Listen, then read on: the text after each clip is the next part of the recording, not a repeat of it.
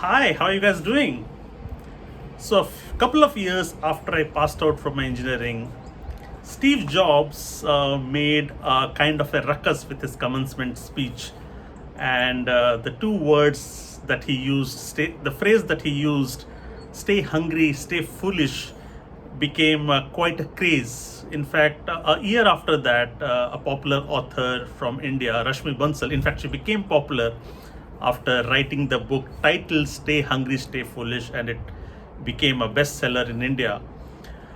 And at that time, when I first heard the phrase stay hungry, stay foolish, I was not very sure if I understood hunger well. I was confused, was it food hungry? But later I realized no, it was hunger about your dreams, it was hunger about your ambition and accomplishments. And then I realized that most successful people that I have known over the years and have studied their patterns, they have never settled after their initial success. And that was because they were always hungry. They stayed hungry. After every achievement, they would get to the next milestone. So no milestone would let them just take it easy. Not even milestones, even after failures, they would just go on to the next stage. And I was watching an interview of Priyanka Chopra, and it was quite inspiring to know her story, how she chases one dreams after another. And she has now crossed seas, not just in India, and she has gained immense popularity all over the world. And that is there because they are hungry. They do not settle. I mean, you could settle if you are Miss Universe. That itself could give you enough reasons to just settle down, because you could actually rest on your accolades. But she was Miss Universe, I think, 15 years ago. After that, she has had strings of achievements. And this is the same pattern with most successful people. They are just hungry. And the difference between food hungry and dreams hungry is, food hungry, you don't have to work hard. I mean, if you don't eat, the natural body response is that it will give you signals that it is hungry. So you don't have to work for that food hunger.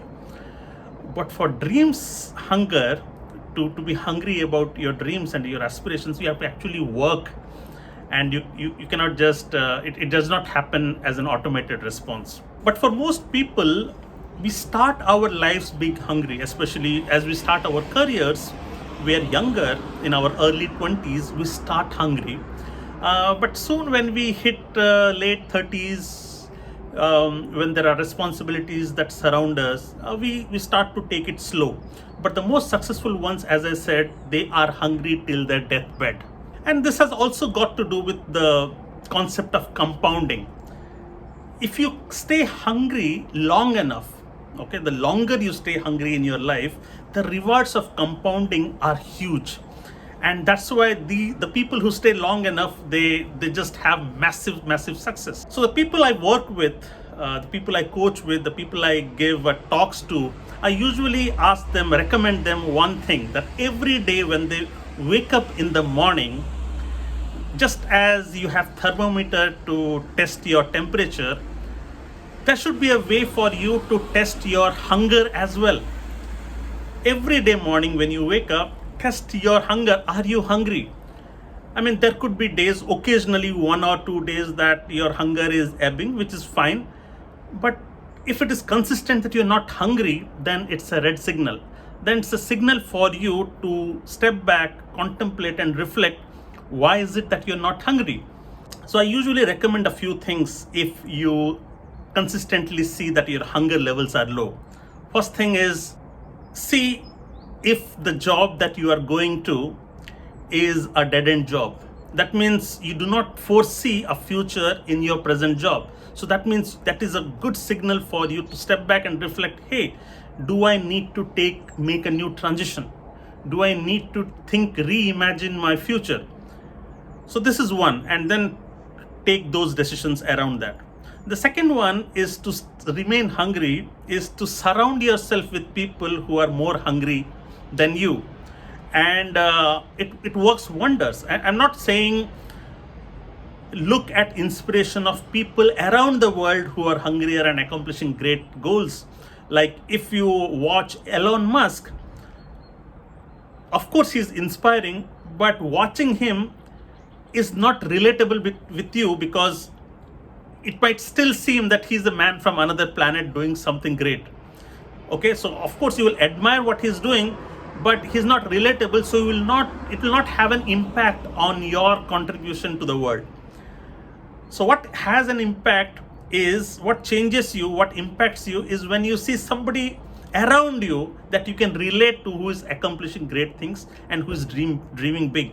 So that means if you see that around you, your friends aren't accomplishing things, aren't hungry, then you should change your friend circle, or add or may associate with people who are hungrier. And that's the reason I do this podcast. I invite people who are successful. I invite people who do cooler things, so that I don't fall into a rut. If you remember, I invited a guy who, he and his wife traveled 195 countries, all the countries in the world. And why do I do that? Because when I talk to these people who are hungrier, who are doing cool things, some of that energy will rub off on me. Otherwise, I will also fall into the same rut, because people around me are not doing cool things. So these are the two recommendations that I can give you on how, if you see yourself not being that hungry, you could do that. I've always said staying hungry is a means towards personal growth. And you might ask, but why personal growth? I have often said repeatedly, at the cost of sounding repetitive, I say that again, that if you're not growing, you're dying. Growth is life and stagnation is death. This is what I have always said.